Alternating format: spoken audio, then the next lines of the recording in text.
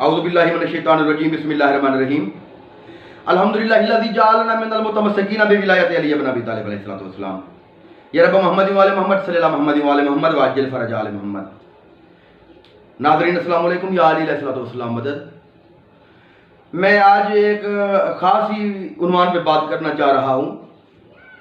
اکثر جس کو آپ نے سنا ہوگا کہ کس طرح لوگ حقیقت سے بندوں کو دور لے جاتے ہیں اور اپنے دام میں پھنساتے ہیں، اور ان کے جال کتنے گہرے ہوتے ہیں۔ اکثر جب مجلس سے واپس آتے ہیں تو لوگ کہتے ہیں کہ سناؤ کیا پڑھا تھا ذاکر اور کیا پڑھا تھا خطیب، یہ بتاؤ۔ تو ہم بتاتے ہیں کہ فلاں فلاں واقعہ پڑھا، فلاں پڑھا، معراج پڑھا، خیبر پڑھا، خندق پڑھا، مولا علی علیہ السلام کی وہ شان بیان کی، فوج شان بیان کی۔ کہتے ہیں بس، ارے تم گئے ہو، اپنا وقت نکال کے گئے ہو، وہ تمہیں کیا دے گیا ہے؟ کوئی تبلیغ بھی کی ہے؟ کوئی نماز روزے کی اس نے بات کی ہے؟ کتنی نیاز لے گیا ہے اور دیا کیا ہے تمہیں؟ بندے کہتے ہیں ہاں یار دیا تو کچھ نہیں ہے، نہ کچھ نے سمجھانے کی بات کی ہے، کچھ بھی نہیں کیا اس نے، بس وہ فضیلتیں پڑھ کے نعرے لگوا کے داد لے کے وہ چلا گیا ہے۔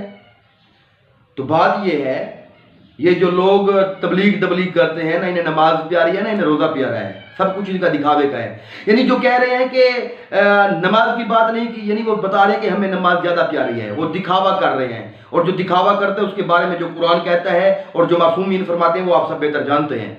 باقی آپ لوگ کہتے ہیں کہ ان کو نماز سے پیار ہے، نماز سے پیار نہیں ہے، ان کو بغض ہے مولا امیر کائنات کی ذات سے۔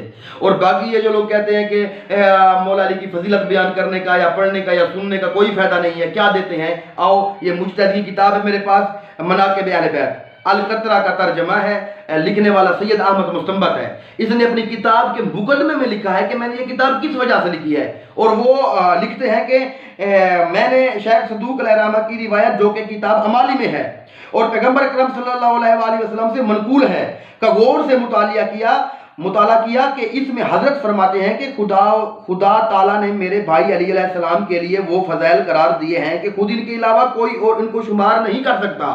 یعنی مولا کی جو فضیلت ہے صرف مولا علی علیہ السلام جانتے ہیں۔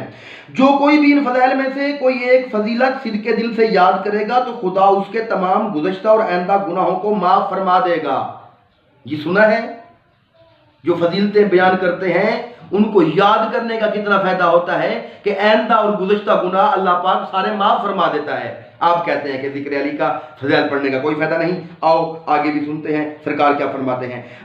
اور آگے فرما رہے ہیں اگرچہ جنوں اور انسانوں کے جملہ گناہوں کے ساتھ قیامت کے دن آئے، یعنی جس نے مولا علی علیہ السلام کی ایک فضیلت صدقے دل سے یاد کی، اس کے اگلے بھی گناہ معاف، پچھلے بھی گناہ معاف، اور وہ چاہے تمام انسانوں اور جنوں کے گناہ اس کے کھاتے میں ڈال دیے جائیں اور وہ بروز محشر آئے تو اللہ کیا کرے گا؟ اس کو معاف کر دے گا۔ یہ رسول کریم فرما رہے ہیں جو کوئی بھی ان فضائل میں سے ایک فضیلت کو لکھے گا، آپ فضیلت لکھنے کی بات کر رہے ہیں کہ فضیلت لکھنے کا ثواب کیا ہے، جو کوئی ایک فضیلت لکھے گا تو جب تک وہ لکھی ہوئی فضیلت باقی رہے گی فرشتے اس کے لیے استغفار کرتے رہیں گے۔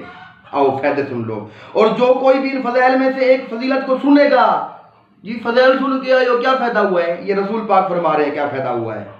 جو کوئی ان میں سے ایک فضیلت سنے گا تو جو گناہ کان سے سرزد ہوئے ہوں گے خدا ان کو بخش دے گا، اور جو کوئی بھی لکھے ہوئے فضائل کو دیکھے گا، جو گناہ آنکھ سے کیے ہوئے ہوں گے خدا ان کو بھی معاف فرما دے گا۔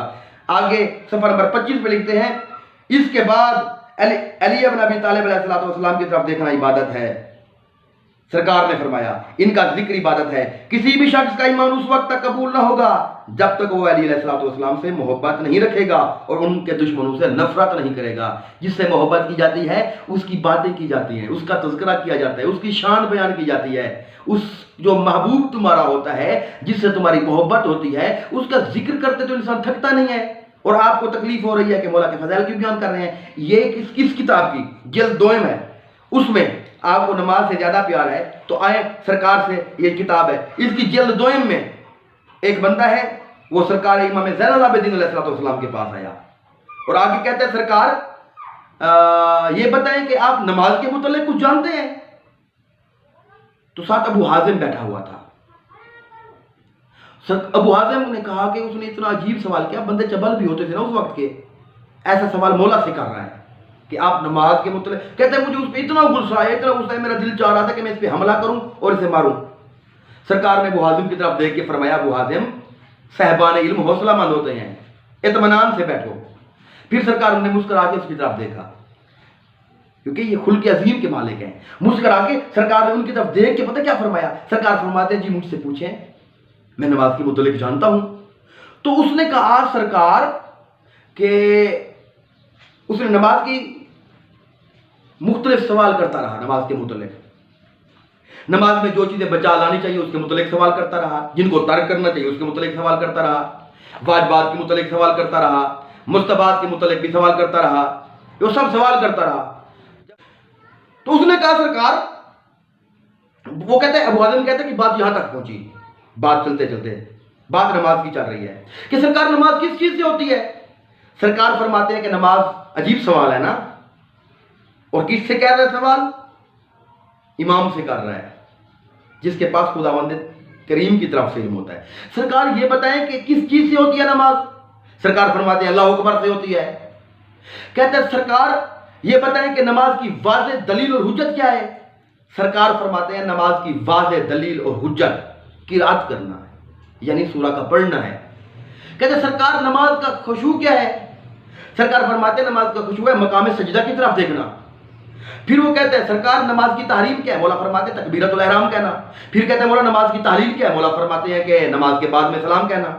پھر کہتے ہیں سرکار نماز کا جوہر کیا ہے، یعنی وہ حقیقت جس پر نماز قائم ہے وہ کیا ہے؟ سرکار فرماتے ہیں سبحان اللہ کہنا. کہتے ہیں سرکار اس کی علامت کیا ہے؟ سرکار فرماتے ہیں تاکید، یعنی نماز کے آخر میں دعا اور ذکر کرنا. پھر وہ سوال کرتے پوچھتا ہے کہ سرکار یہ بتائیں نماز اپنے کمال تک کیسے پہنچتی ہے؟ مولا فرماتے ہیں محمد والے محمد پر درود بھیجنے سے ہوتی ہے. اب اس نے پوچھا سرکار یہ بتائیں کہ نماز کی قبولیت کی شرط کیا ہے، یعنی یہ سب چیزیں ہوں اور جس چیز کی بغیر وہ نماز قبول نہ ہو وہ چیز کیا ہے؟ تو میں نہیں کہہ رہا، سرکار فرما رہے ہیں، کتاب مجتہد کی ہے، وہ اپنی کتاب میں لکھتے ہیں. سرکار چوتھے شہنشاہ بادشاہ امام زین العابدین علیہ السلام فرماتے ہیں کہ اس نے جب پوچھا کہ نماز کی قبولیت کی شرط کیا ہے، مولا اس کی طرف دیکھ کے فرماتے ہیں ولایتنا والبراءۃ من ادائنا. مولا فرماتے ہیں ہماری ولایت کا اقرار کرنا اور ہمارے دشمنوں سے تبرہ کرنا، بیزاری کرنا، یہ ہے نماز کی قبولیت. تو ولایت کا بھی یہی تقاضا ہوتا ہے کہ مولا کے شان پہ خوش ہوا جائے. میرا خیال ہے آج کی بات آپ کو سمجھ آ گئی ہوگی، اور اتنی ہی بات میں کہنا چاہ رہا تھا.